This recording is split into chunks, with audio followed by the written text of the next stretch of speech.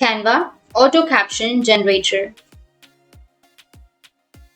So if you want to generate an auto caption on your Canva, then here's a quick guide. What you need to do is open up a browser, any browser that you're comfortable with, and then you need to open up your Canva on your browser, or you can go with the application. Once you're here, you just need to simply choose a design. So for example, I'll be choosing this one. You can go with an existing or you can go with the new one. And here on the left side, you will have the apps section. Go with apps and go with the search. Under search, you need to search for, so simply search for transcribe audio. Once you've searched, you just need to simply hit the enter. And here you will get the application, right? So you just need to simply go with the transcribe audio and you need to open.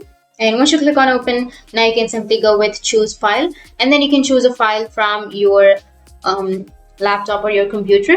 So for example, I'll be choosing one. So just select the audio file and then go with open. And once you open, here you need to select the file and then go with transcribe your audio. And here you will have your generated transcription. And you'll also be able to see that transcribed audio here on the upper right. You can simply zoom in and here you can see that you will have the transcribed audio.